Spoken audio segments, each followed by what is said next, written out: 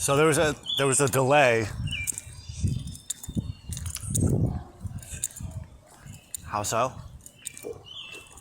Well, I meant to do this earlier. I meant to record this earlier. I was the original vision I saw was doing 2 today.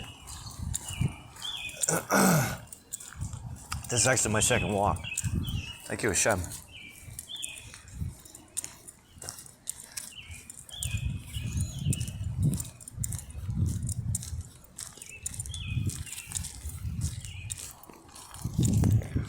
Well, the first walk I wasn't really too pleased about. I was actually really annoyed this morning because I didn't want to go, but I went. I found $1. I was debating on whether or not, and I had a vision, and then you showed me a vision of me taking this $1 and setting it on fire.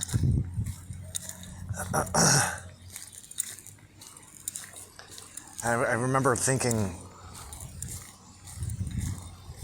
how crazy. I started seeing people who were watching it going fucking crazy that I set $1 on fire. What the fuck are you doing?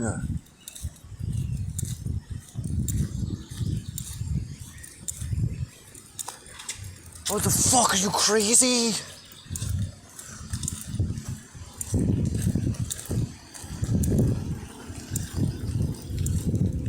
Is it?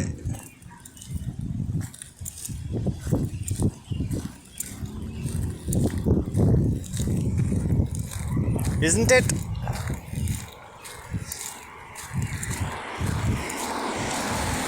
But then last night I was thinking, I was watching, what were we were watching White Lotus. I was going to say Black Lotus, but White Lotus.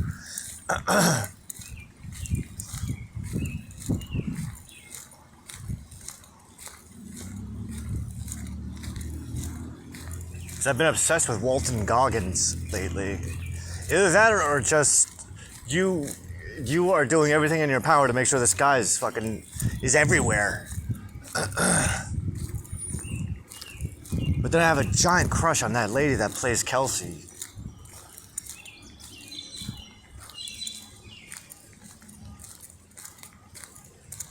It's like a huge crush. And I love the dynamic between the two of them. Rick and Kelsey in season 3 of White Lotus. I fucking love it.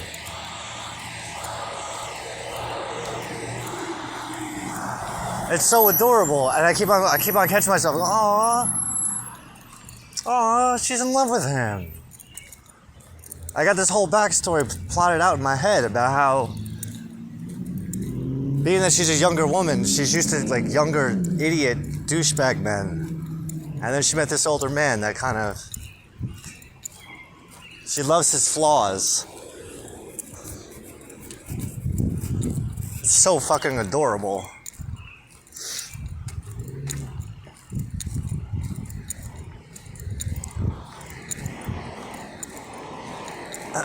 Where'd I get up to?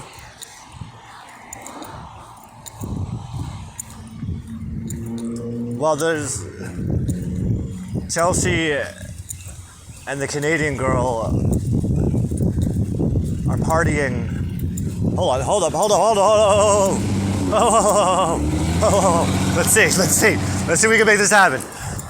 Hey, my friend. Hey, my friend. Do you have a second?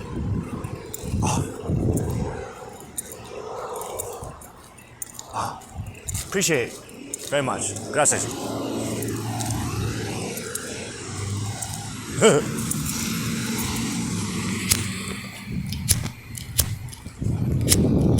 Thank you, Sam.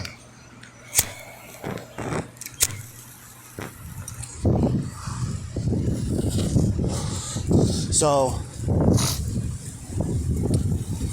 Rick's in Bangkok.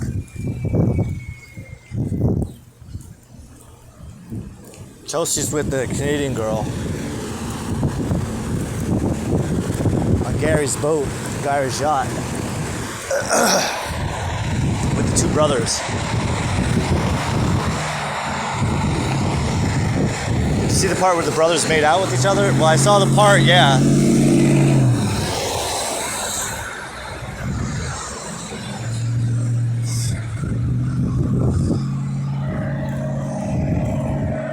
I've never watched season 2.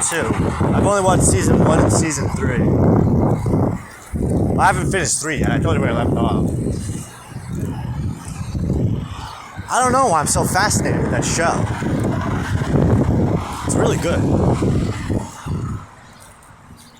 I don't normally watch shows.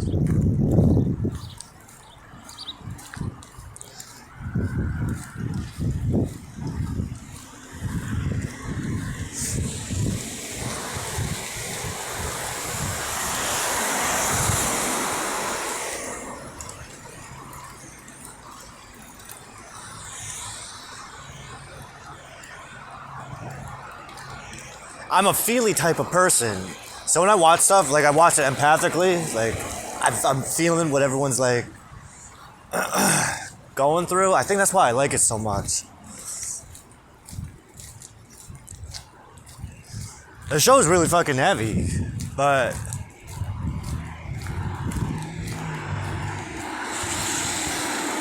I notice that anytime I watch movies or anything, I cry when I watch movies. Did I cry? Did I cry during White Lotus? White Lotus has made me cry.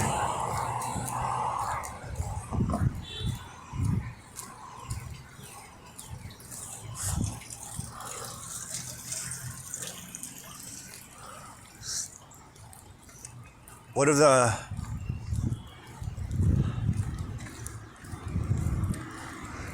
well, I mean, crying's essential. But you know, when I was watching it last night is when you showed me a vision of doing this today. I remember it was pretty late last night.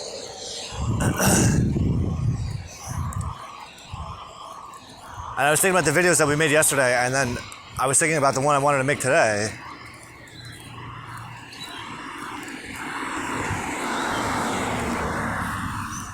Because it's the 33rd day of the Omer. The HUD of HUD. Humility of humilities. Be humble just for the sake of it. So I've been.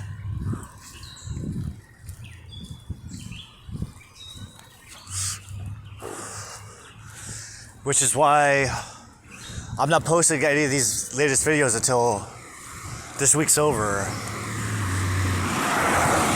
Until we get into the week of endurance, which starts on Sunday, but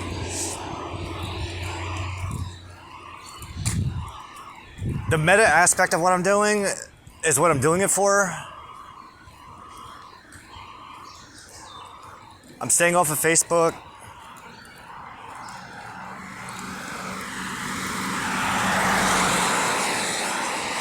I'm staying off Facebook. I'm not posting any of my videos. As a sign of modesty, of being humble. Not that there's a fucking huge crowd of people waiting for this video to be posted. By the time, if anyone even sees it, it'll be after it won't have made a difference, but the concept of what I'm doing is what's important.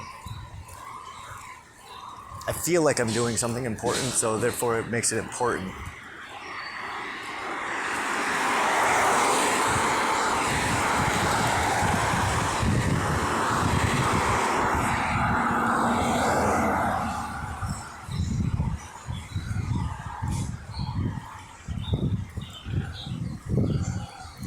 But yesterday, what you were showing me, God, Hashem, what you were showing me was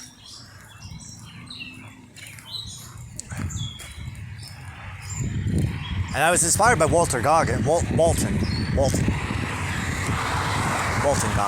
I was inspired by Walton, his character, and maybe even the man himself. Because I keep seeing him pop up all over the place on my news feeds. And I'm like, you know what? And I'm familiar with the guy. But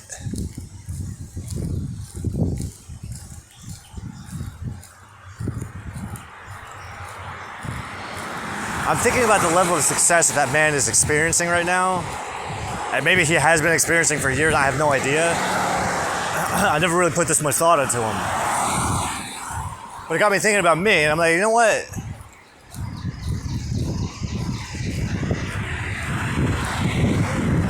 What is success? What is success?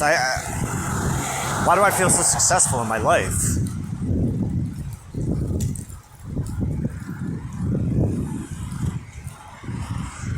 And it's because of you, obviously, but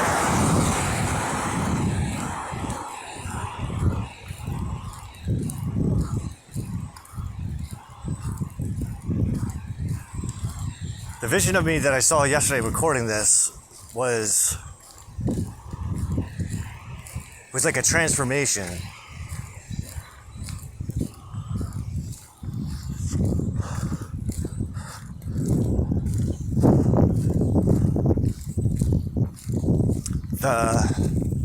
The level of success that I feel is it's I'm looking, you're showing me the future.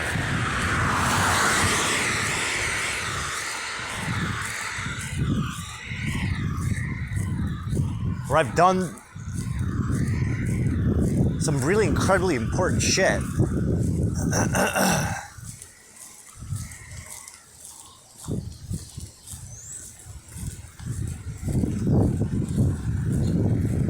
Something's really important that only I can do. I don't necessarily know what it is just yet, but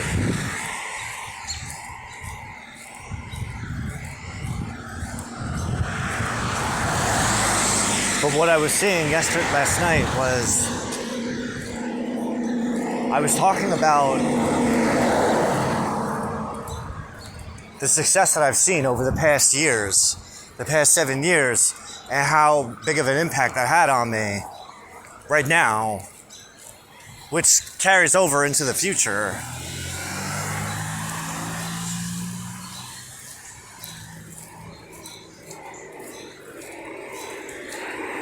Because when I think about where we were 7 years ago in relation to where we are today, in relation to where we were prior to 7 years ago,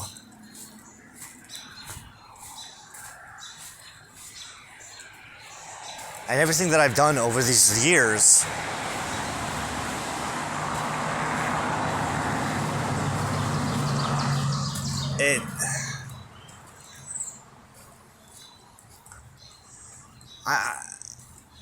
I know I have to attribute it all to you, capital Y, you, God, Hashem.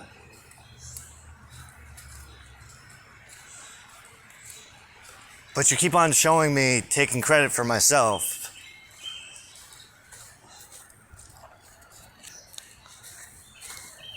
I hear you telling me to stop giving you credit.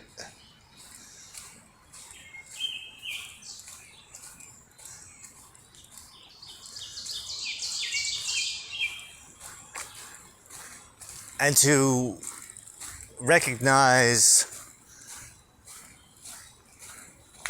my own inherent greatness.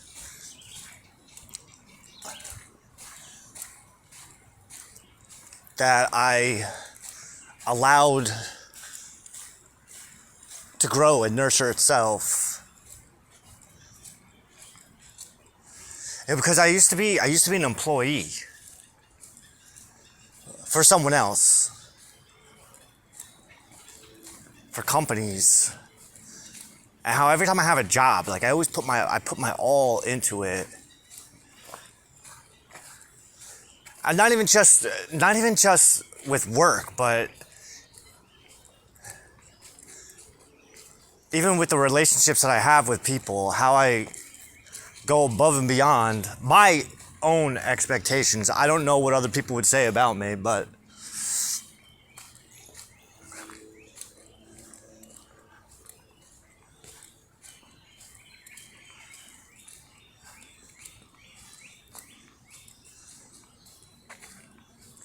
I'm thinking back 7 years ago to where I was still working at vending trucks, but at the same time I was still studying astrology and magic and divination.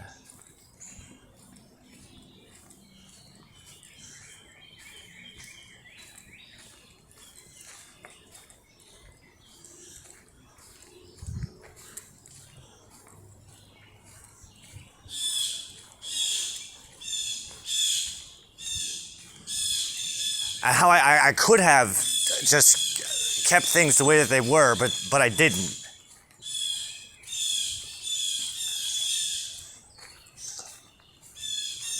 And it's at this point right now where I'm really thinking about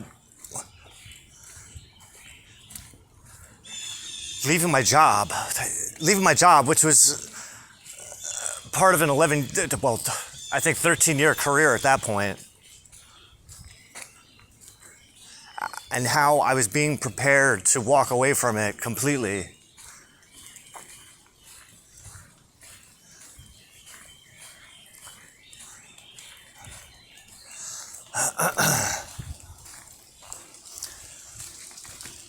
For the sake of being my own boss, for the sake of being the master of my own destiny, which was a theme that was very prevalent back then.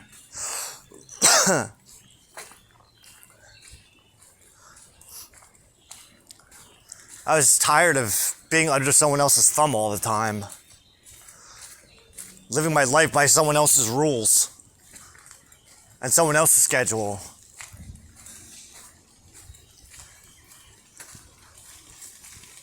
And a fucking alarm clock.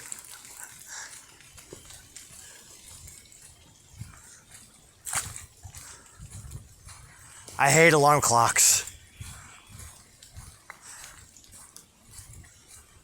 And I remember how great it was. I wish I could go back to that point. I wish I could go back to that time when I finally let go of the alarm clock forever.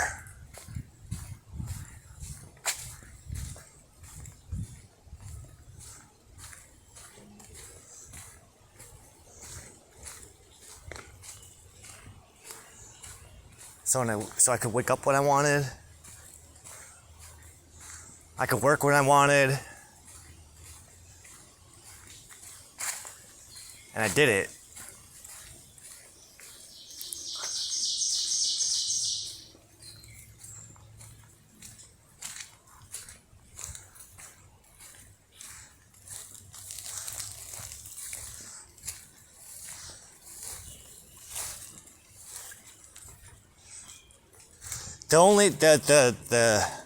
The hard part. The hard part doesn't come for another couple months when I figure out that I'm not the ultimate power in the universe.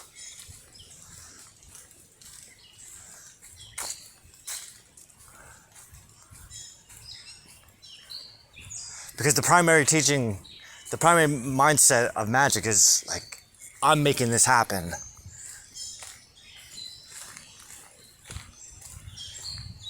And it's not going to be for a couple more years. It's not going to be over the last 2 years where I come to realize that it was you who was doing it, not me.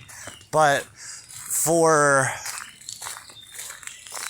those couple years, I was in the illusion that it was me that was making everything happen. And you know what? Maybe I'm not 100% wrong. Maybe you did give me the power to actually influence things to such a degree.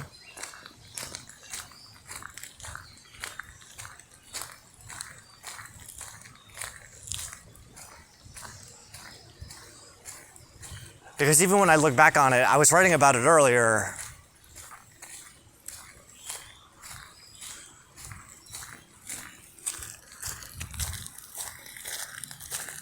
When I was writing about this earlier, I was thinking about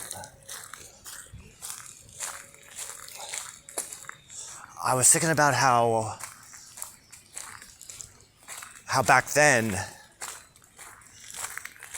I wanted to be the center of the universe, that all life, not just the lives around me, but the lives outside the lives around me, and the lives outside around me. How the universe itself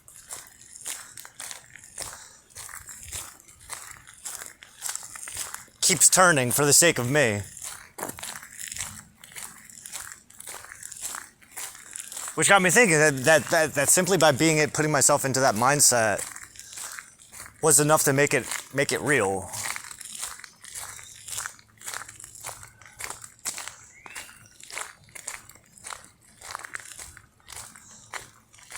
But at the same time, there was that element of what is this thing that's controlling everything? Because there was so much that was completely outside of my control.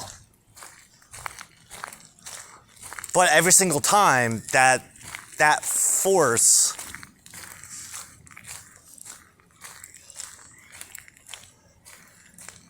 presented itself by making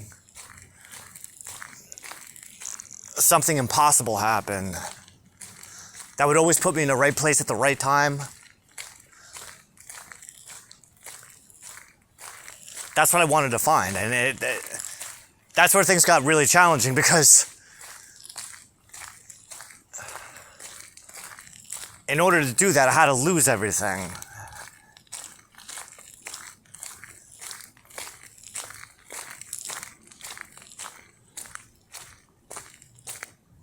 Which even today is hard to,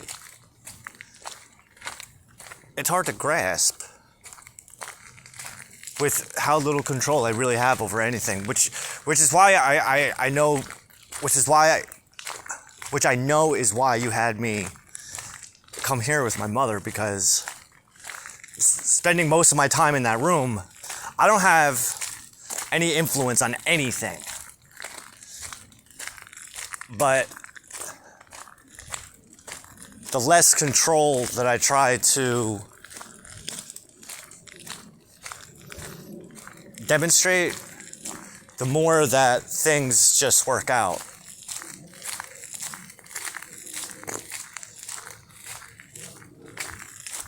Which is hard.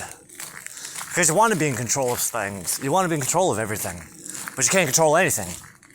You want to be in control of everything, but you can't control anything. So then it comes down to, like, well, what the hell am I even doing?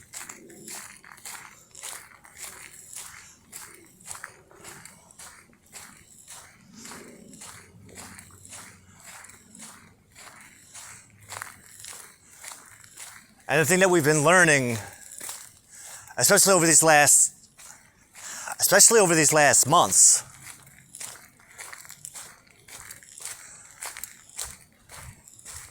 comes back to that saying, let go and let God. Let go and let you handle everything. Because when I think about it, the only thing I've really been doing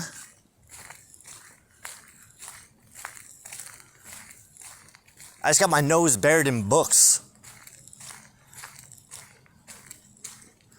I don't have a life. But that is my life. My life is devoted to, I was going to say bettering myself, but maybe the more accurate way of putting it is that it's not so much that my life is devoted to bettering myself, but to recognizing how much better than I am that I realize.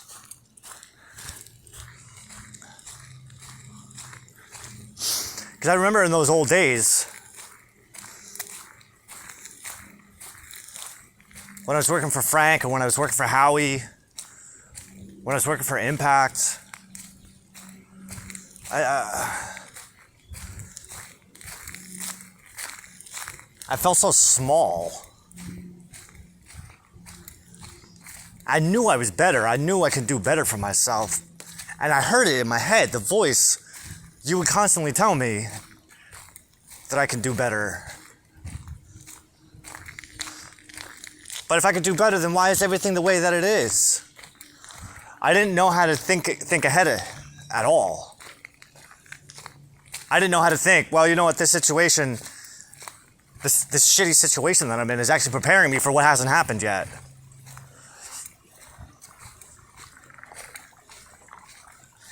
Even in relation to my breakup with April, my ex-wife.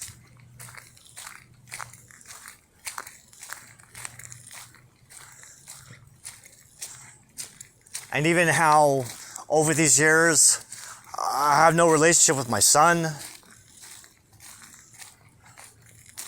But all of those relationships that I lost created such a void in my life that I ended up filling up those voids with myself.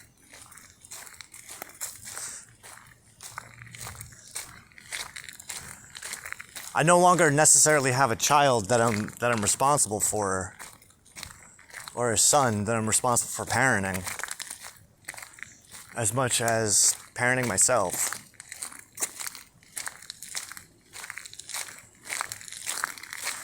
And I think that's always been my favorite part about this whole thing. The reparenting myself. Because even when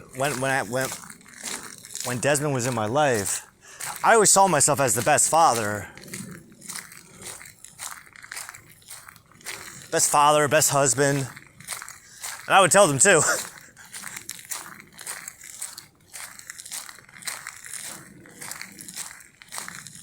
But after they left, and even after I moved down here with my mother,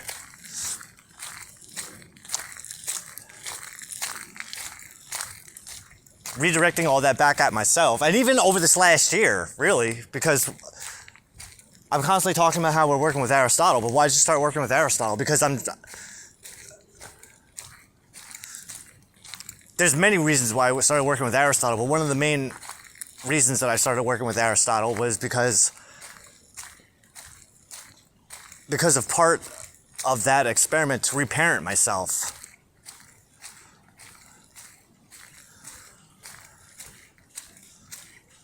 I mean, one of my childhood dreams, one of my legit childhood dreams is to be the supreme leader of the one world order. And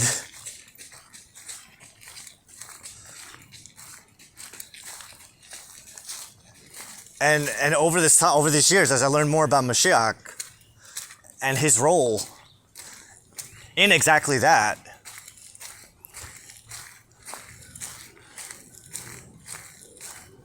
I've been learning how to embody those characteristics within myself. Because over the next couple months of 2018 is when I devoted myself to the idea of be your own Messiah, be your own Christ, be your own Mashiach.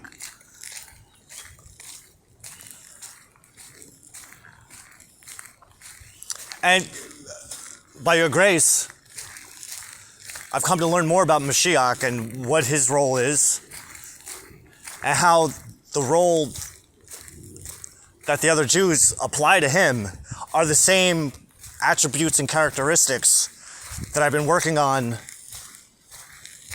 bringing to life within myself, you know? Like, that's so fucking cool.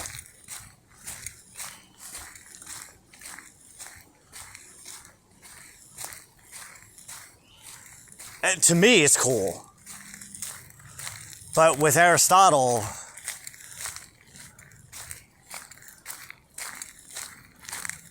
aside from training my mind to be able to think like one of his students, I took into consideration his greatest student, which is Alexander the Great, Alexander the Conqueror.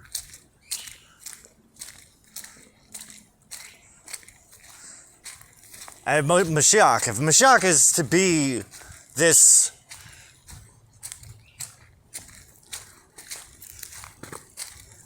I don't want to say conqueror, but this leader What better leader to model after than Alexander the Great? And being that there's no writings on this guy, there's no writings. He doesn't have any writings that I'm aware of.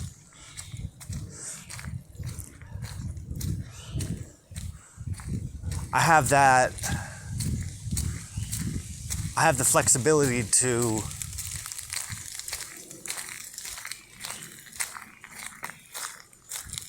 write the story for myself. Literally.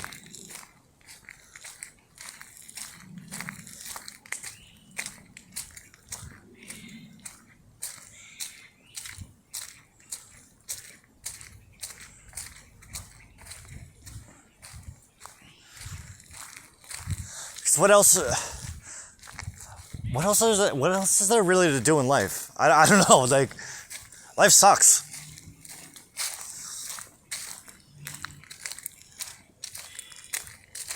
Life is awful.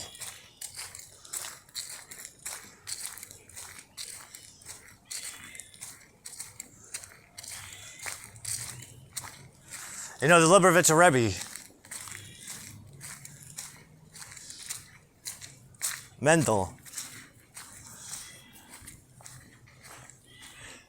he said, greatness isn't a gift, it's a habit. And I don't think he's wrong, but I also don't think he's entirely right. You gifted me with this. Just like you gifted Moses and Joseph and Jesus. That's why I can't take the credit.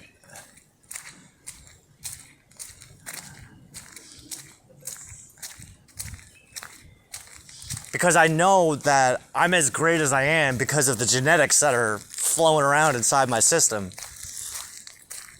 I come from great people. I don't necessarily know who they are. I have to presume that the fact that I'm so attracted to Chabad and to the Hellenists and to Torah, and that I see these visions. I've been seeing these things since I was a kid. My mother and I, we were talking about, was it this morning we were talking about it? After my sister was born, she took us to a psychic. We were babies.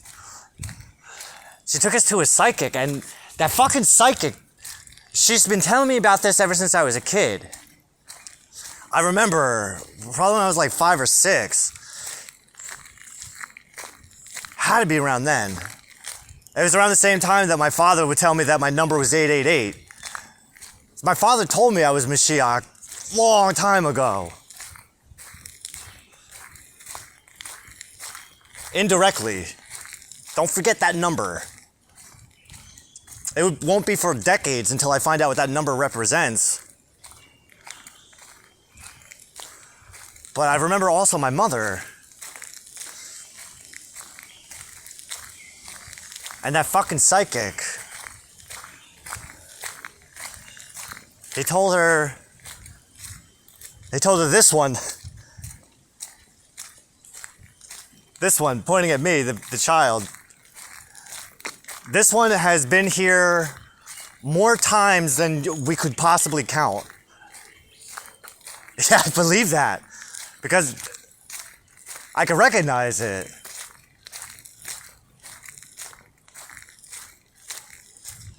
Because I have Adam in me. I could feel him. Like when I studied Torah, I'm not just reading stories. I'm reading my backstory. That's what I see when I read Torah. I don't know about nobody else. And when I think back 7 years, when I think about when I first had the thought, like I want to study Torah.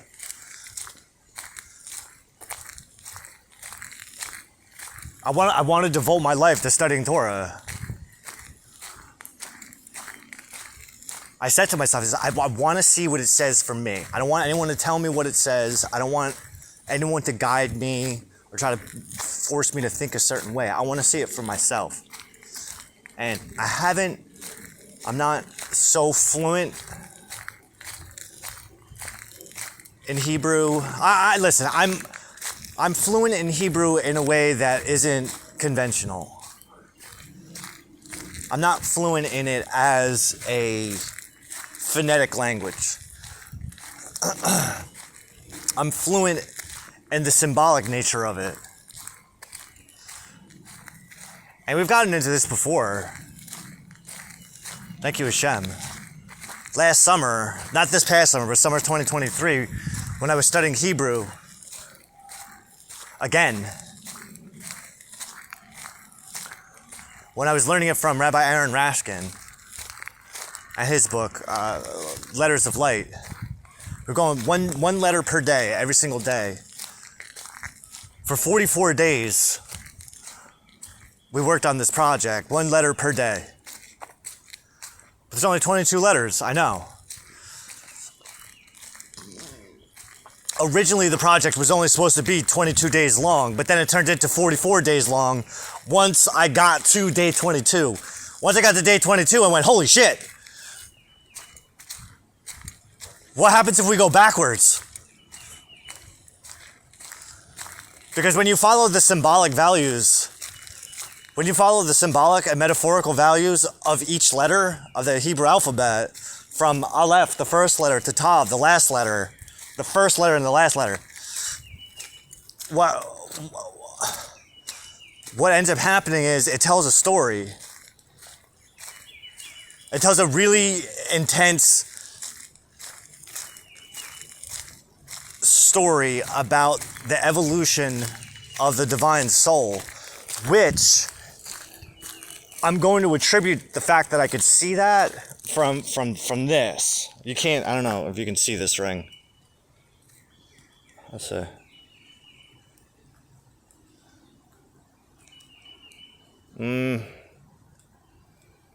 Yeah. Can you see the runes inscribed on it? The Elder Futhark runes.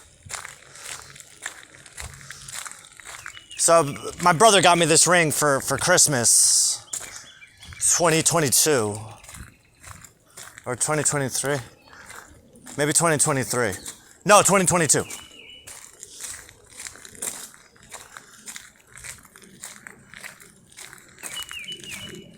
I started studying Elder Futhark in 2021. This time 2021. Yeah. I was still capable of playing video games back then, and I was introduced, and there's this game that I wanted to play really bad for years, and I finally got an opportunity to do it in 2021. It's called Senua's Sacrifice, which is like, I don't know, Hashem, how do we explain that? It's just like one of the most emotionally and spiritually intense games I've ever experienced. But the Elder Futhark runes play a major role. In that part of the game, there's an in-game like puzzle system where you have to find the runes in nature. So, for instance, the design of them, you have to stand in like a certain spot and look up at a certain angle, and you'll see 2 or 3 trees coming together, 2 or 3 trees aligned with each other, and they make that particular shape. So shortly after I finished that game for the first time, I went out and I came out here, as a matter of fact, and I started rune hunting. And I would look for as many of the runes as possible in the shadows and within the way the trees were lined up. And one day I found Odin's face in a tree. We passed it already. But there's a tree back there. It's a circle with what looks like a face, like a smiley face on it. But the piece of bark that has one of the eyes fell off. So it just looks like a circle with one eye. 'Cause Odin has one eye, right? Feel me? But over the course of those months, I did my own. I found books. I started looking into it more.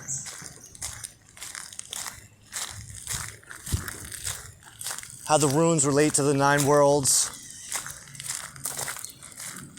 Runology. But over that month, over those months, I think it was right around like June or July, where I found it. I went to the bookstore and I found this oracle deck of the Norse gods, who I wasn't really familiar with all of them, but I was familiar enough. I know Norse mythology fairly well, so. But when I found that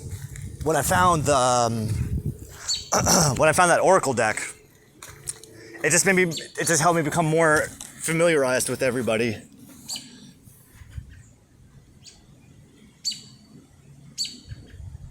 Until, like, maybe a couple weeks later, I went back to the same bookstore where I usually would go, and I found a pack, like a set for the rune set. And that I took that as, all right, yeah, I'm ready. This is God telling me I'm fucking ready for this shit. So the set that I got, it had like a cool bag. It had like a bag and it's got the runes in it, like the little blocks. But it came with a book, and that's what I focused most on, is how it broke down the system within the alphabet itself, which I didn't know anything about. But the Norse runes, there's 24 of them, and they break down into 3 groups of 8, and they're called the eights, AETTS, eights. But 24 letters, 3 eights, which are groups of 8, like the number 8. Each grouping represents the consciousness of one of 4 gods. So the first 8 embodies the attributes, the characteristics of the god Freyr. The second 8 represents the consciousness of the god Tyr. And then the third is Heimdall. But when you take all 3 in one giant cohesive unit, that's Odin consciousness.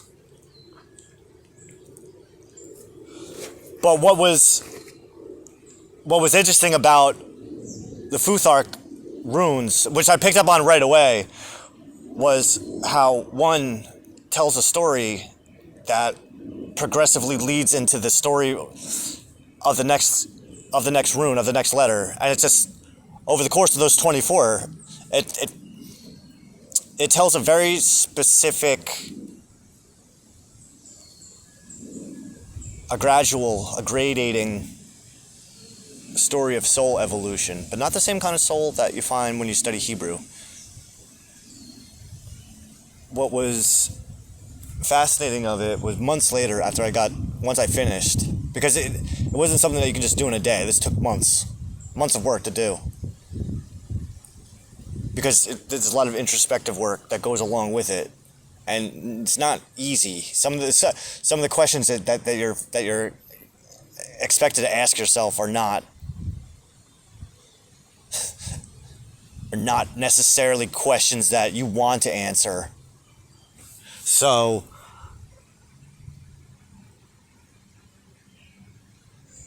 once I got to the last letter.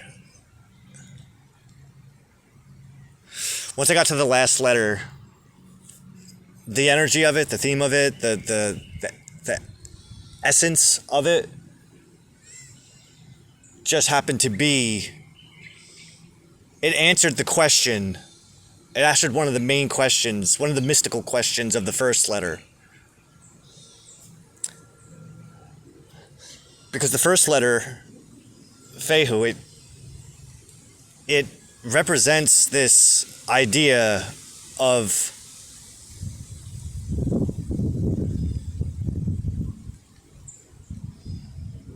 the evolution of animal into man. So what the Kabbalists call, what the Hasidics call the nefesh, the animal soul, that's what the Elder Futhark language alphabet focuses on, the evolution from going from an animal soul into a human soul, which is fucking dope.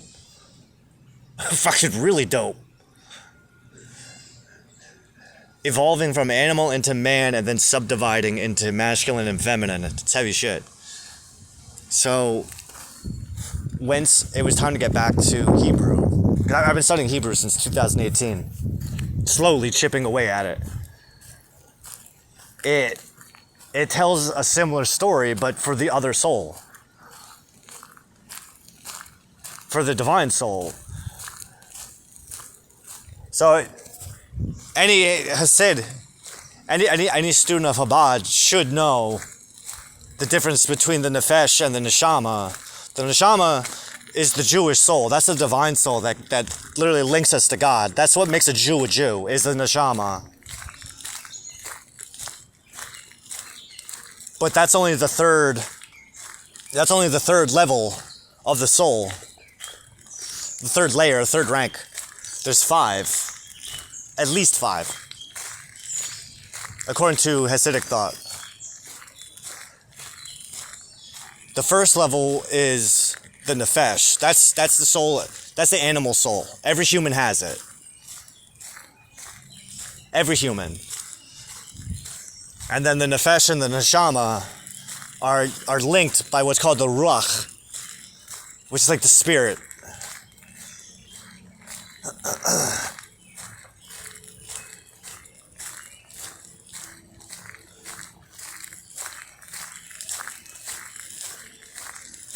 But when people go through the Jewish conversion process,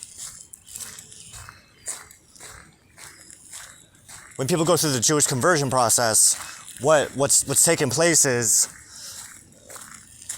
the final phase of the initiation is going into a mikvah, and when you go into the mikvah and come out, it activates the individual's neshama.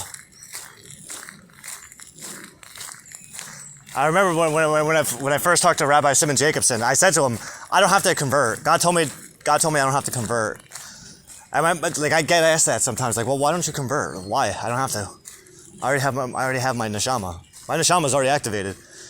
My neshama might actually be activating from my yechida, which is the highest level. The yechida is the soul of, what's a good example of the yechida? Moses. Jesus, Joseph, the patriarchs.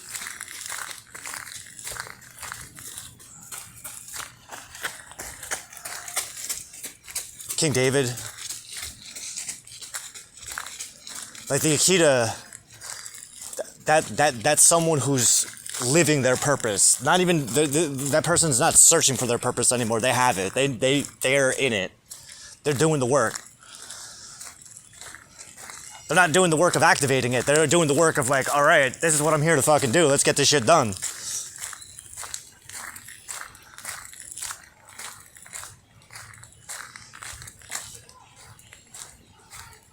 But this is like even going back to earlier videos where I've talked about this, where I've talked about how like for a long time I had a sense I was a Jew. I sensed Jewishness within me. I couldn't explain it, and it was kind of a joke amongst my family, my married family, my old life. We used to make kind of jokes about it, but I wasn't joking. Like everybody else would joke about it, but that's why, like when I own it today, like, hey man, I found out I'm Jew. I'm a fucking Jew. I see that as a dream come true. That's something that I have been wanting to find out for a long time. Because I used to think to myself, like, why am I so drawn to these people? Why do I need to be like them? Why do I need to know what's going on inside their heads? Why am I so in love with their women? Like, why do I want to breed with Jewish women? It's fucked up. I remember I was at a company. Chef, you remember that? Of course you do. I'm flashing back to it. The Christmas party, Andrew's Christmas party, and that chick from Pfizer, I think she was working for Pfizer. She was there. And I said to her, so you're Jewish, huh? I got a thing for Jewish women. I do. I got a thing for Jewish women.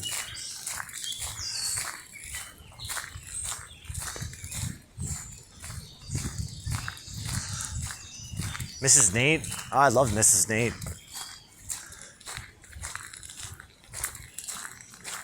But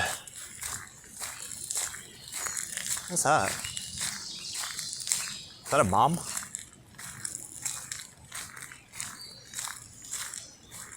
Nah. Yeah, that's a girlfriend.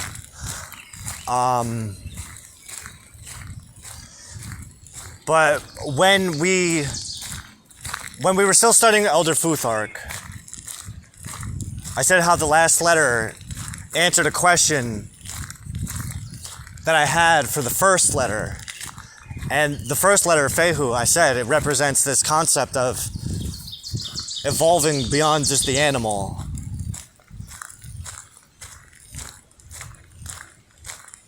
And the book doesn't explain anything like this. These are just my own thoughts when I was doing the work. And that's what I saw. To me, it represented the animal evolving into a man. But there's an implication of a calling where the animal recognizes its status and goes, no.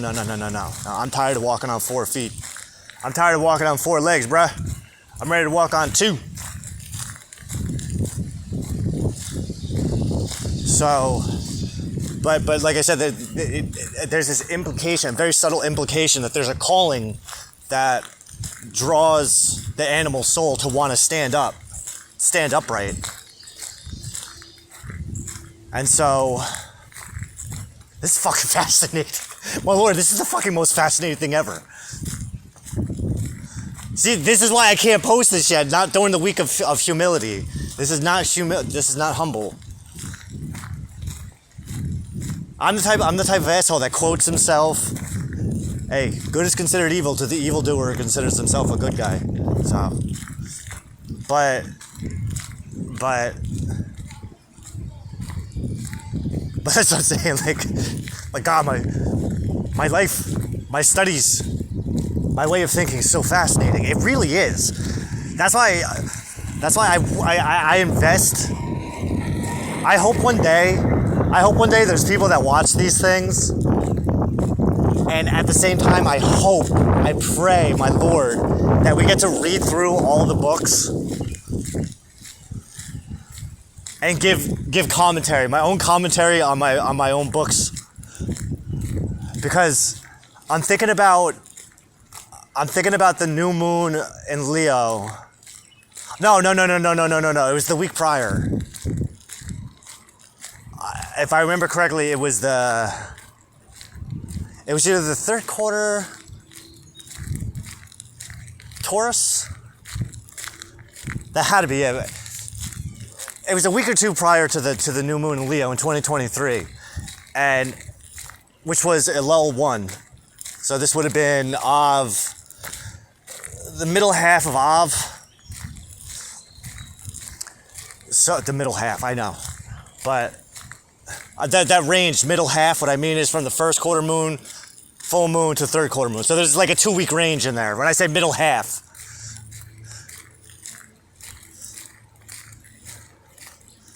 It's 4 weeks in a month.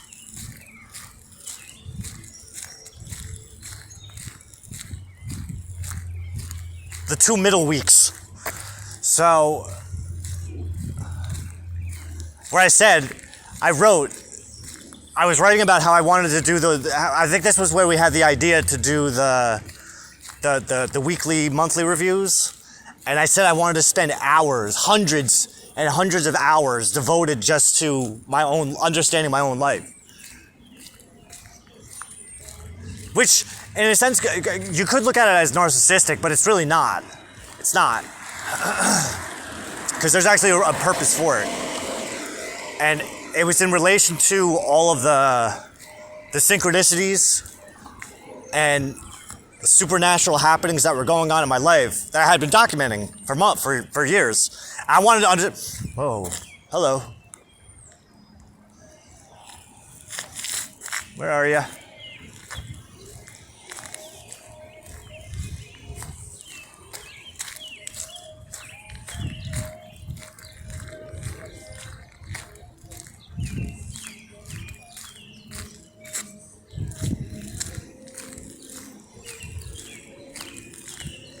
What happened? No, I smell pot. Might have been that car that drove by.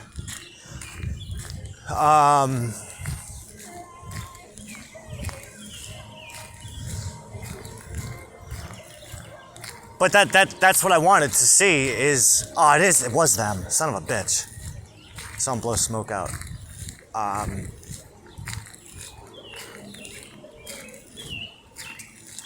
I wanted to spend so much time studying my own life because I wanted to understand what the hell was going on. Why, where's all this mystical stuff coming from? And I think at that point you and I were already working together, right? So, but I wanted to understand it better because I wanted to see it for myself. Because at that point I had already been a little of the ways through Torah. I think I was still working through Genesis. If I remember correctly. But after 5.5 years of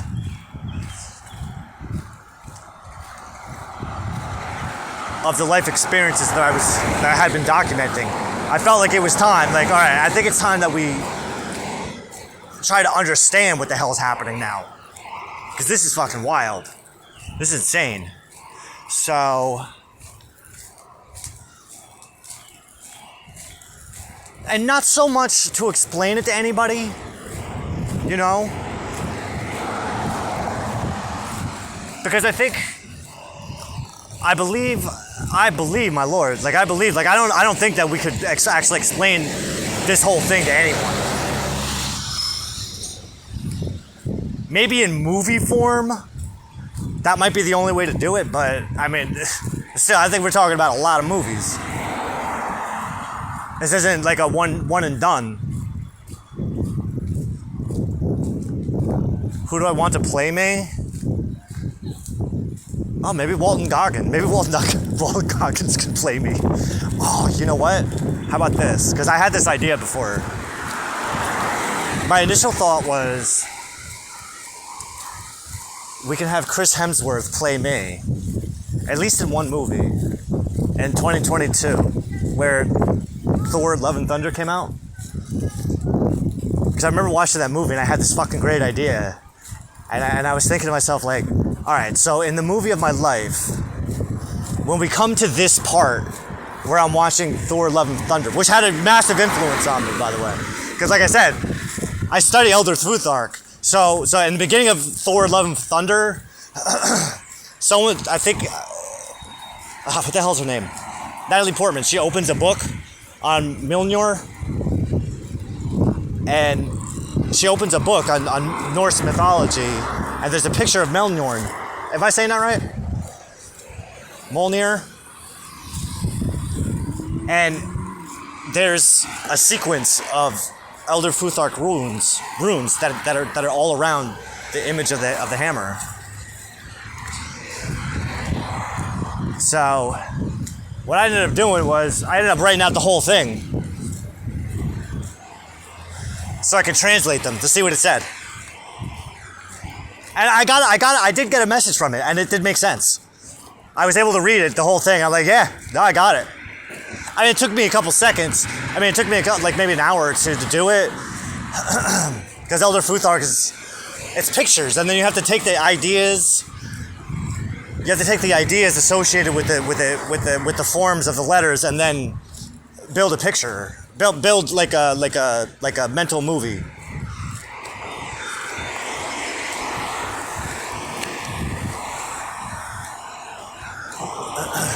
It's a soul language. That's what it is. It's a soul language, just like Hebrew.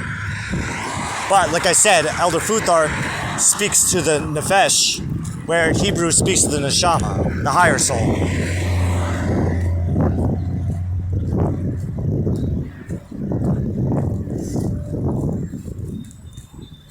Another one. So the thought I had, and I fucking love this idea, it made me laugh, was when we get to this point in my life in the movie, we'll have Chris Hemsworth playing me, lying on my bed, watching Thor: Love and Thunder, but we're only going to show like one clip of the movie. And in that clip, I'm going to play Chris Hemsworth playing Thor. But then right back there, when I was thinking about Walton Goggins, Walton Goggins. When I was thinking about Walton Goggins before, just now, I'm like, well, what if we have Walton Goggins, because Walton Goggins is older than I am. So what if we have him play younger Derek? We'll have him play me in my teenage years.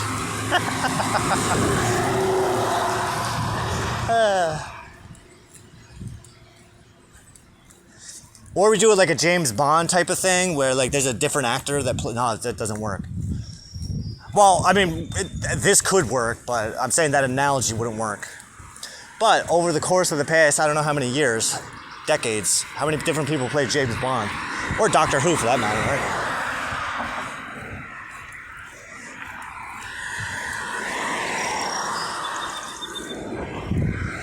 So we can have every movie could be a different actor playing me.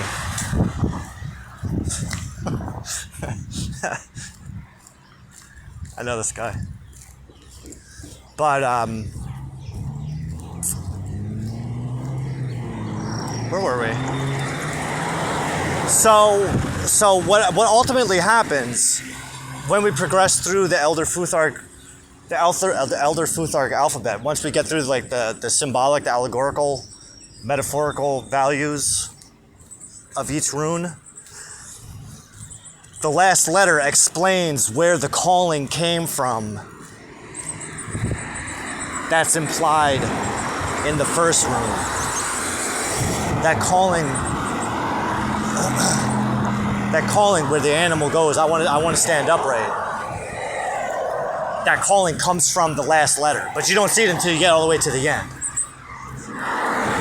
which implies an aspect of retrocausality. Because if we, from the beginning, from the first rune to the last letter, to the last rune, we're working forward in time. But once we get to the last letter, to the last rune, we find out that it was the last rune that was calling us from the very beginning. The concept. Now, with Elder Futhark, it's a little fucked up because there's two versions of the alphabet string.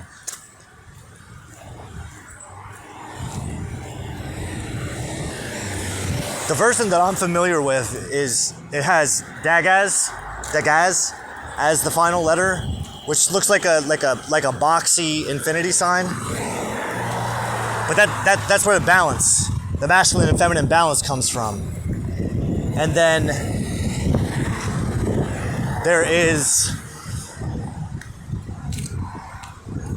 a second version of the alphabet string that swaps out the penultimate and final letter. So in the first form, it's Othala, which looks almost like a Jesus fish standing up, but more boxy. And then the final letter is that infinity sign, that squared infinity sign. Or it looks like what the hell is that thing? A sanddial?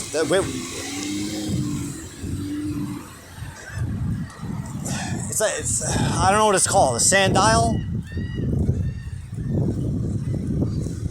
It's like two cups almost. Two pieces. It's like one piece of glass. It looks like two pieces of glass, but there's sand in the one. But then when you stand it upright, the sand goes through like a little hole, and it fills up the bottom one. And the amount of time it takes for the final grain of sand to get to move itself into that secondary container represents a specific amount of time. I don't remember what it's called. Maybe a sand dial. I'm gonna keep on saying sand dial until I feel better about it. But Dagaz looks like a sand dial on its side. And like I said, Othala looks like a Jesus fish, a squared Jesus fish, standing upright.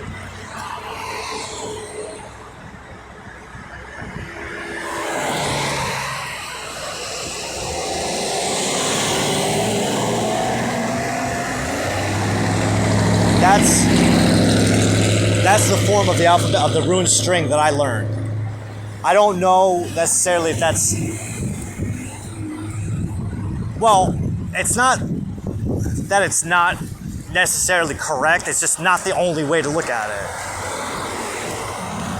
There's another form of it where Dagaz is the penultimate letter, and then Othala is the last letter. Othala makes more sense as the second to last letter when you take into consideration how the two play into each other. Like if you go Dagaz to Othala, it's actually going backwards. Because Dagaz, I say Dagaz, D-A-G-G-A-Z, Dagaz, I don't know. Othala represents the patrimony, like patrimonial inheritance, spiritual, intellectual, physical, monetary, which is what I mean by physical. Anything that gets handed down from the Y chromosome chain of predication. Everything that's handed down by the Y chromosome chain of predication. So, what your father, what you inherit from your father, what he inherited from his father, from his father, from his father, his father. So it's basically just, it's literally the inherited patriarchy. But where Dagaz is different is that it incorporates both.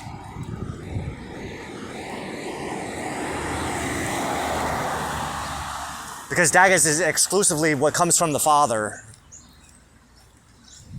And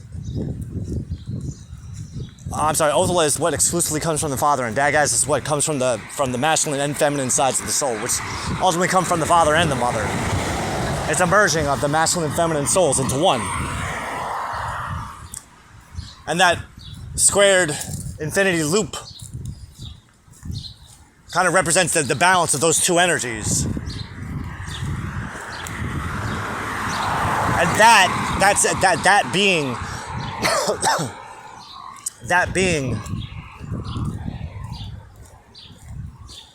how do you say it?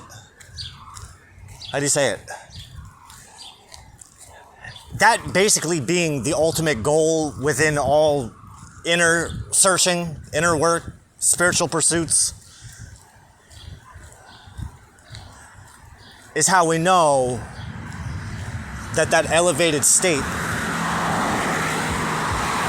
of the soul is what's calling the lower soul to it. So when we come back to Fehu, the first letter, and we have that implication of the animal being called to something, but it doesn't know exactly what, that's what it's getting called to. It's getting called to its future self. Its future upright standing self, who has the capacity to telepathically communicate with its past self and say, "Here, little doggy, we're gonna learn how to stand up now." What time is it? 1 hour? No. It's all right. What then? So now, taking that line of thinking back to Hebrew is where once we worked through Rabbi Aaron Raskin's Book of Light, Letters of Light, working through each of the Hebrew letters. I was approaching it the same way because, again, I'm already familiar with Hebrew. I'm by far in no way, shape, or form an expert. But the more I was learning about Elder Futhark, it was actually teaching me about Hebrew at the same time, because the principles I was learning, I was also thinking about Hebrew at the same time. Like, holy shit, they both work the same way. They work the exact same way. And that's why I had that attraction to Futhark, because it reads just like Hebrew. And I think I wrote this back in 2018 where I picked this up on my own, just through my own work, is that Hebrew is a subaudible language. Like I was saying, it's a soul language. It speaks to your soul.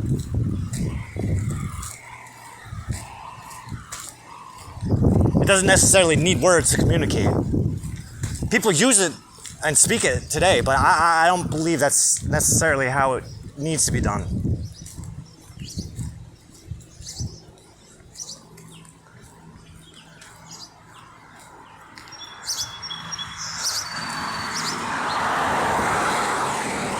So once we worked through the initial Hebrew alphabet from Aleph to Tav, and I was able to recognize that evolutionary story that was playing out, I don't know at what point. We probably have to go back to my books to figure out exactly when I had this idea, but, or maybe I had the idea from the very beginning. I don't remember. Where we treat the first letter like the last letter and the last letter like the first letter, and assume that the last letter is what energizes the first letter, just like it does in Elder Futhark. So instead of an alphabet string, it's an alphabet ring.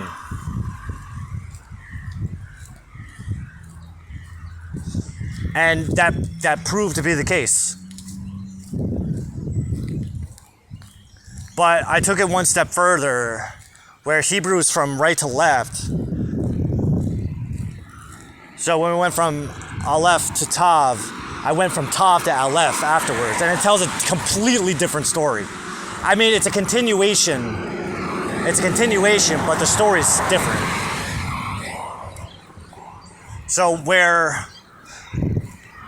essentially, like, to kind of like illustrate the point, when you travel from Aleph to Tav, we will go through all 22 letters. The story ultimately teaches that the body's a vessel, the soul is a vessel, and and in order to achieve a more elevated divine state of being, the individual has to clear out. They have to clear out the darkness and the gunk that's inside of themselves to make room for more light to come in.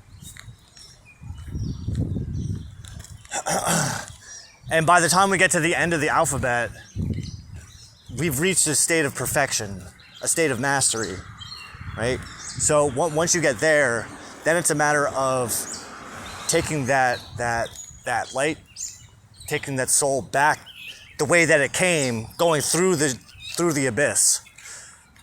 But in this new state of being, it's almost like New Game Plus.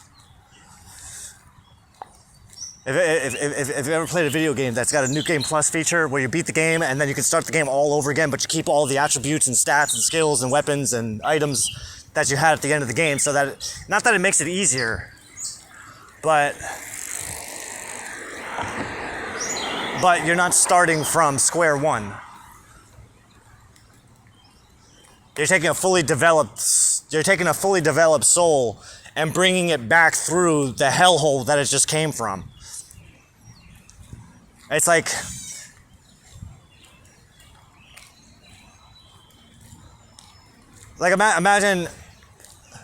imagine Dante going through Inferno, Purgatory, Paradise, and then going, fuck it, let's get back in line. and then going through hell again. But this time already knowing what's coming. There's still going to be surprises. You're going to pick up on stuff that you didn't see the first time. There's going to be little details here and there that are going to stand out, but you're kind of going through with more experience than you did when you first went through. And that's what it's like. But like I said, it's instead of Aleph Tav is teaching us how to trust God, to trust you, to be by our side while we're going through the abyss. Even though we may not see you there, to trust that you're there. And then once we go from Tav to Aleph, then it's a completely different story. Then it's like, oh, shit. Nigga, I'm fucking glowing right now. You are the light that goes into the abyss. I know all those little monsters and demons that were hiding away, that only would back down when God shows up, are now backing down to you. It's intense. It was really fucking intense.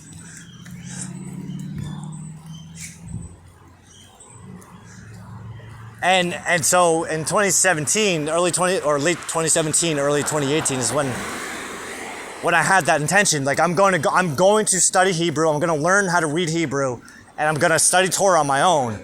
That's basically what happened. It said that Torah is encoded within the Hebrew alphabet. So if you can understand Hebrew, you already understand Torah, because that's what Torah is all. That's what Torah tells, but just in a grander scope.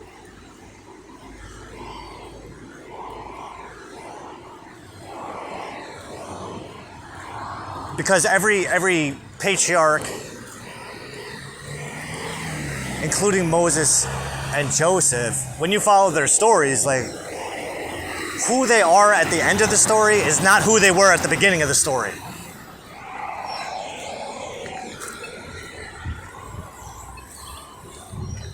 At the beginning, Abraham's still trying to figure shit out. Abraham has no idea who the hell he even is or what he's doing.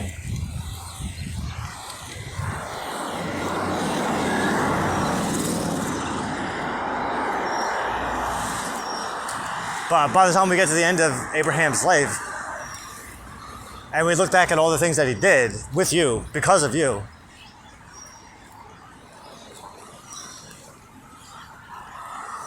we should, I can't speak for nobody else, but I know that when we reflect it back at our own lives and go, God damn,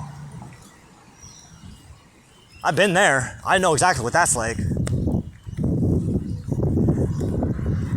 It's one of those things, like, when people talk shit on Abraham for the binding of Isaac, like, I don't think you fully understand what's happening there. I don't think you fully understand what's happening there. Because Abraham was over 100 years old at that point. He had enough experience with you where he trusted you more than he trusted himself.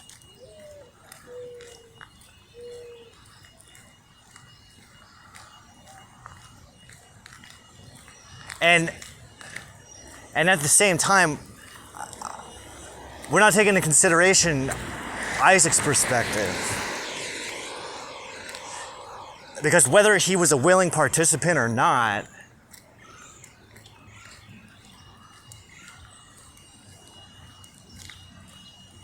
that experience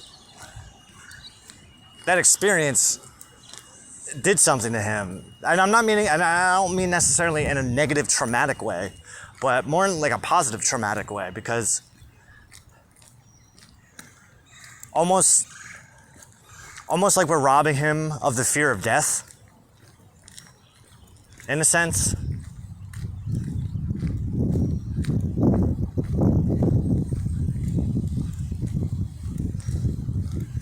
Because for all intents and purposes, Isaac died.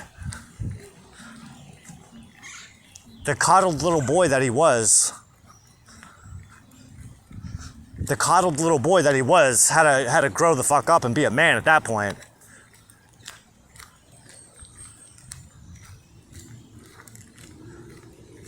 Because that was a big part of it too,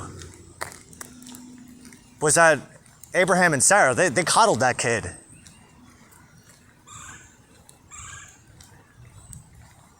he was the special chosen one. But he didn't have the experiences that his father had. I mean, Abraham's life, he didn't have Isaac until he was fucking, what, 80, 90, 100. He was 100.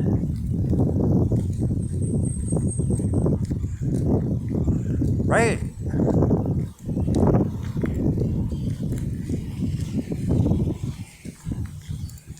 Or he might have been 90 when he had him, and 100 when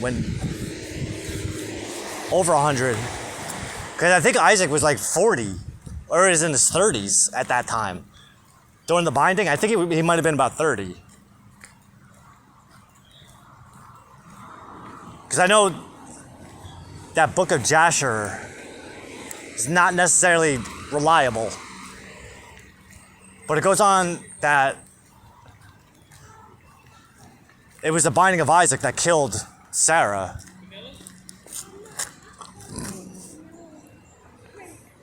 And that old gal, I think she had to be about 90, she was 80 or 90 herself.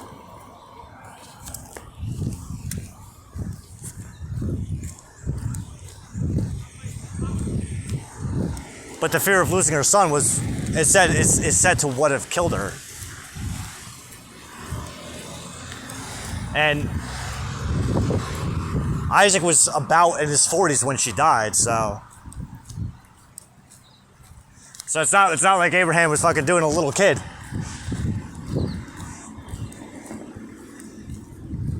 But even still, the dude, he lived with his parents until he was 40. That binding of Isaac made a man out of him.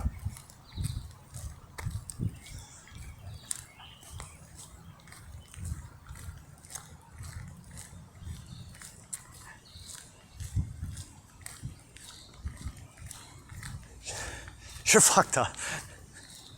Well, you know, I understand it too, because we can't look at it from like today perspective, because human beings today, they're so weak. They're so weak and stupid. And well, stupid, yeah. That's a good word for it. that's a good word to describe people today.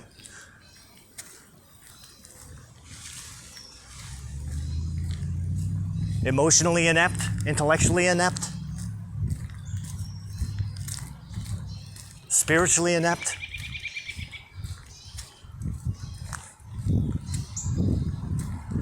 At the binding of Isaac, that was developing him emotionally, spiritually, mentally. That put the fear of fucking God into that kid, that dude.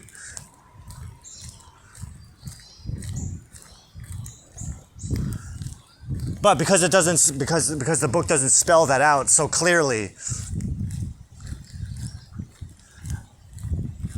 I was explaining to my mother yesterday about how to read the Bible. Like, it's not for everybody, in the sense that not everybody has the intellectual capacity to understand what the hell is happening, because there are times where what you're reading in chapter 6, for instance, isn't even relative until chapter 30. And even I caught this in Exodus, and this is like real fuckery.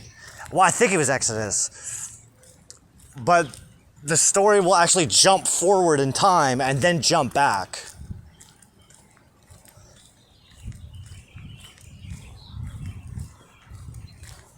And unless you're paying attention to it, like, you'll miss it. Because I think the way it happens is, I think it's during Exodus.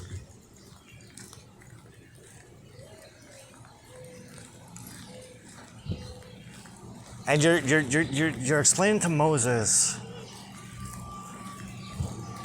something about the lunar cycles and a festival that's related to one of the lunar cycles.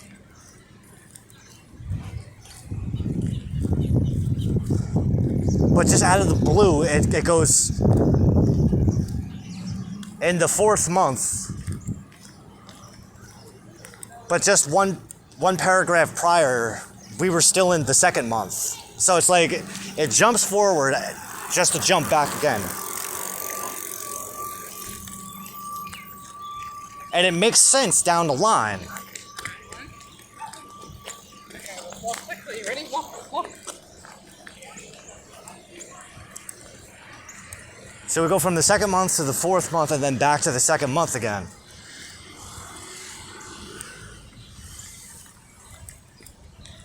And it's so quick, it's so subtle that you might not even catch that it's even happening. Like you have to like really be fucking invested into this fucking thing in order to catch it. Which,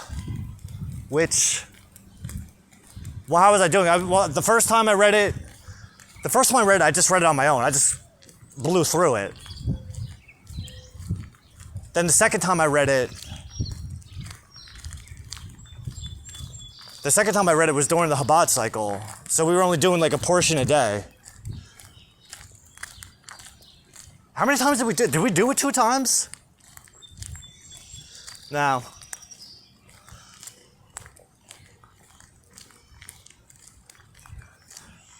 But I like the Chabad cycle because it was like the daily portions. The daily portions were just like bite-sized chunks.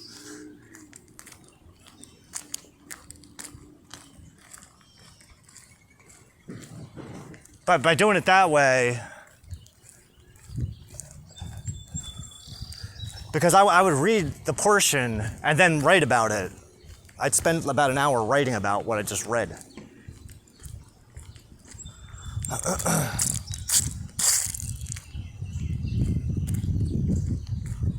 So I was getting a much deeper, in-depth, personal, reflective perspective on each daily portion.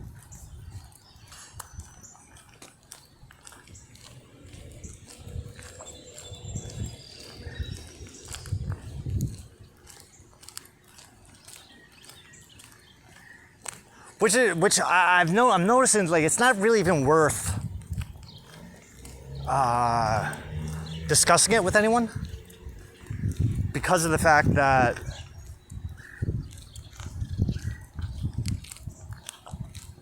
it's too much. It's too much for people. It's like literally too much for people.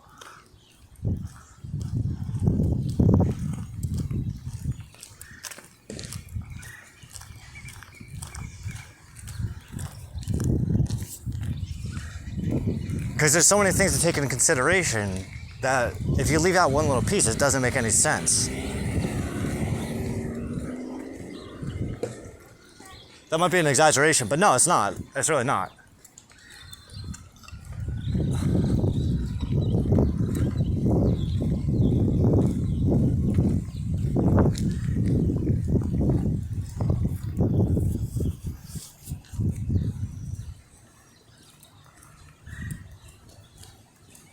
So one of the things I'm thinking about is the story of Joseph. And how the story of Joseph sets up the stage for everything that comes in Exodus. Like Joseph sets the stage for why the Jews are slaves. Why we were enslaved by Pharaoh. And it's because of what happened with Joseph. But then even still, Joseph's like passing laws and making regulations for the people of Egypt that don't necessarily don't have a direct impact, but it paints a picture for who these people are so many generations later.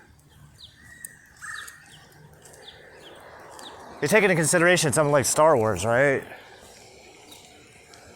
There's 18 years.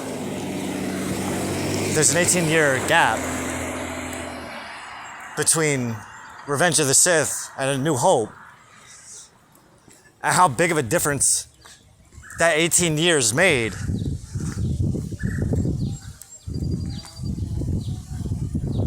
Throughout the entire galaxy. So when you look at what Joseph was doing at the end of Genesis, was it nefarious? It seems nefarious. It does. But then I think about it, I'm like, no, he was only doing what you told him to do.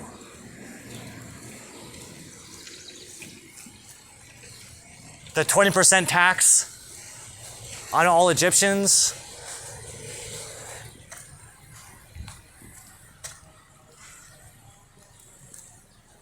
The serfs.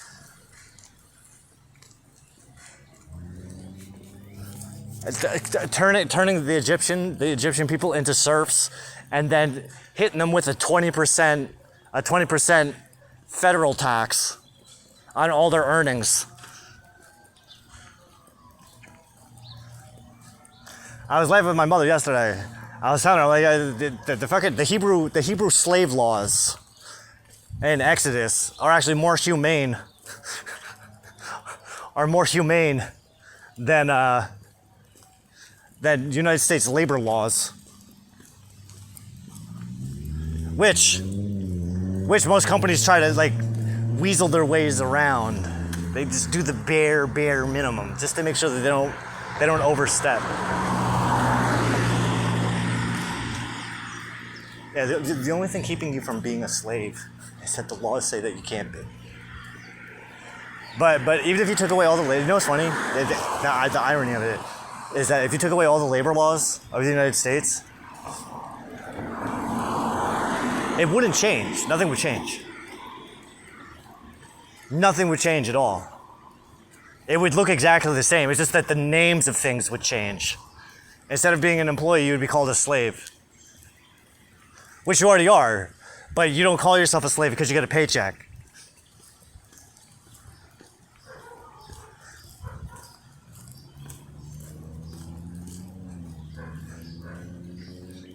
The only reason that you get paid is because how fucked up is that?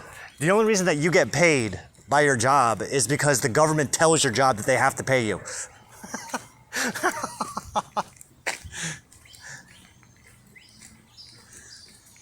Because let's just say, like, if they're gonna pay you regardless, get rid of the laws, get rid of the labor laws. Let's see what employers, what big corporations, let's see what they do when nobody's telling them what to do. You know? I think that would be a really good experiment.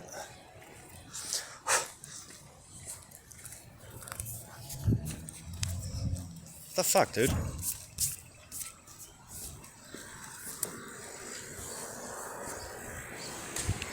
I think that would be interesting. What do I think they would do? Like I said, I don't think anything would change.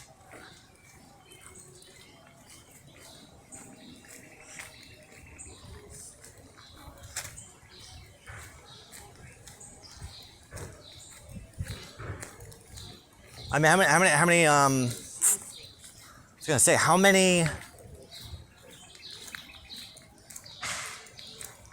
people, employers, companies, entities of any sort, religions for that matter, institutions, how many of them only do what they do because they can't, because of the regulations that hold them back from doing more? Like, what would they do if they didn't have as many regulations holding them back, you know?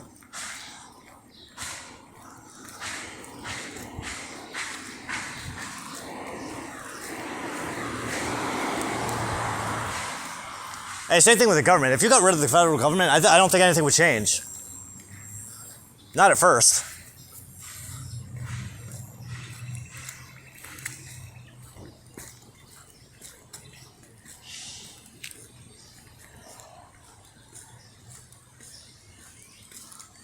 I mean, I don't observe the federal government. I don't pay taxes either.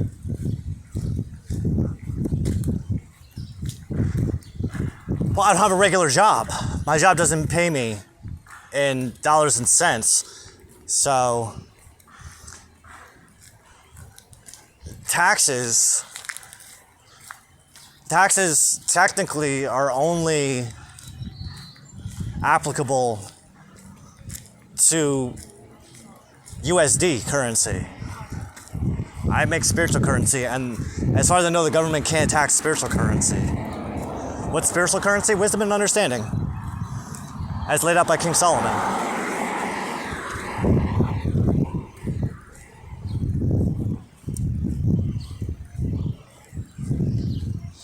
Hour and a half.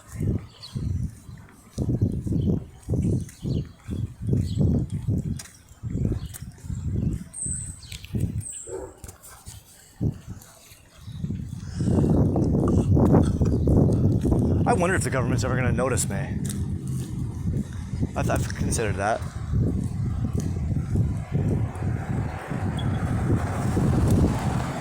I've wondered if anyone's going to notice me. Maybe eventually. I mean, how long did it take? Hey, what's up? Like how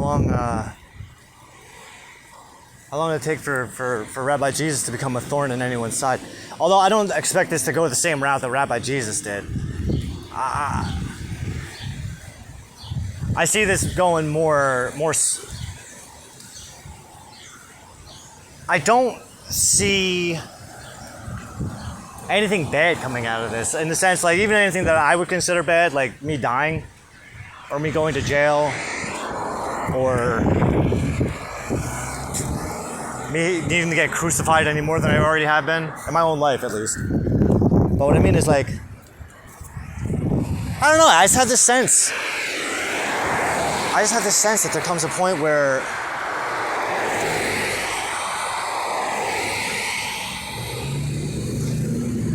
institutions, where the establishment's gonna bow down to me.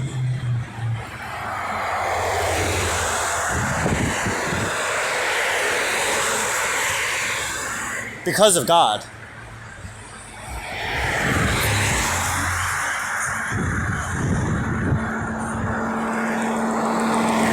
Because I would argue, and the way that you're showing it to me, and I trust this. You're showing me that I'm the most dangerous Jew because I actually believe in everything that I'm talking about. Like, I'm not being dishonest. From my own perspective, I don't believe I am. I don't believe I'm being dishonest, and I think that's what you're showing me as being the most dangerous aspect of me, is that I don't have anything to be dishonest about.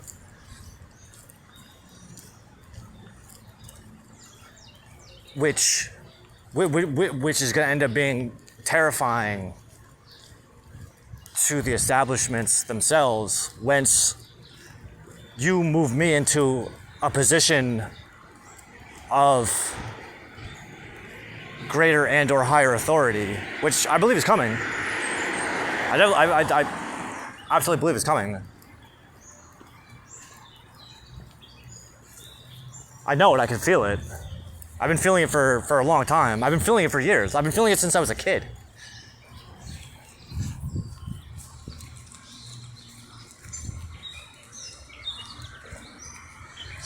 And the thing I like about that is because that's right, that's in alignment with what we know about Mashiach, is that world leaders they'll bow to him because they don't have a choice. Like, I see it in my head right now. Donald Trump. Kiss my ring. There. There's nothing personal. You just have to kiss my ring.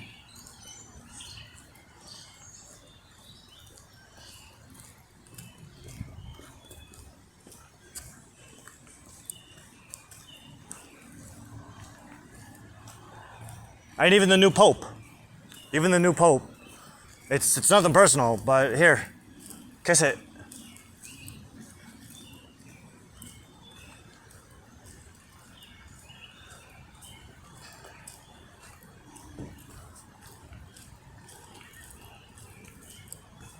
Vladimir Putin, kiss my ring.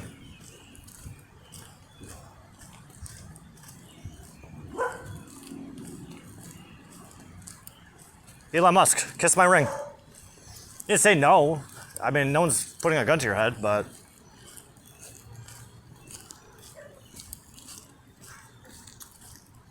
that's a kind of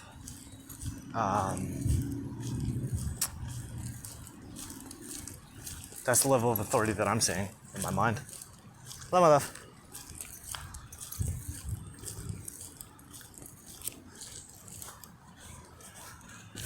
Why does it have to go that far? Well, this way to put it into any kind of dick swinging. No more dick swinging contests. I don't know someone like Donald Trump, like that guy's like got a lot of ego, but he does play a Christian on TV, and his daughter's a Jew, so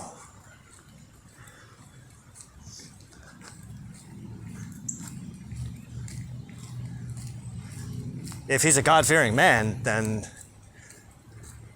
it's not like a gun would be put to his head. He would do it out of respect for God.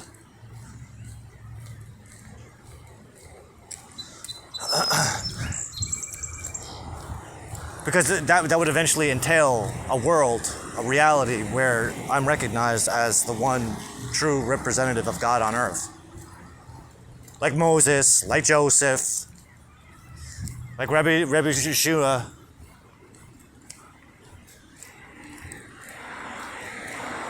Ultimately like David.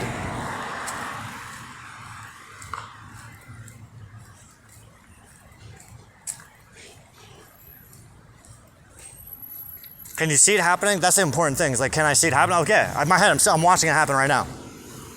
I'm just deciding which ring it is that they're gonna kiss. There's this one. It's on my thumb.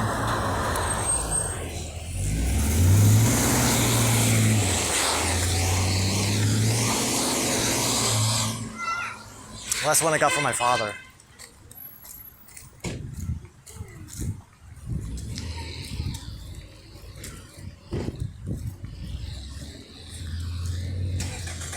Divine? Yeah, I see myself as divine. Well, the first step of recognizing the age of Mashiach is that we're capable of seeing the divinity within each other, but in order to even get into that phase, there's a step before the first step, and the first step would be recognizing the divinity within yourself. And based on where we've been so far, my Lord, I feel like I can't help but feel that I've demonstrated my divinity, my recognition of my own divinity, because I do see myself as a divine being. I've seen myself as a divine being since I was a kid, so ain't nothing new.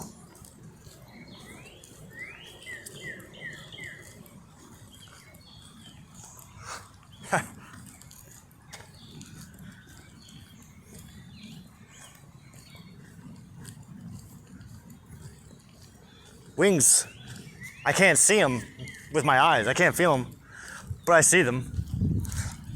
I see them up here. There's a shit ton of them. I got more wings than Metatron.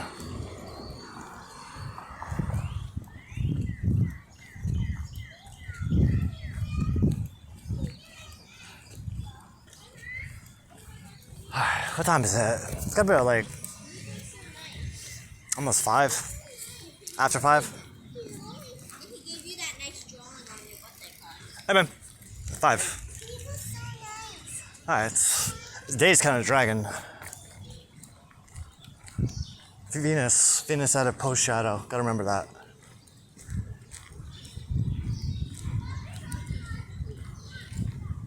It's been a fucking heavy week. It's alright though. Alright, my lord, is there anything else? Yeah, I just need a bathroom break. And then we finish up chapter 7 of book 4 of physics. And then also I want to start chapter 50 of Rabbi Zalman's Tanya,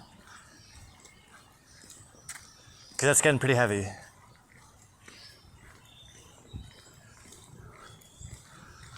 Alright. I love you too.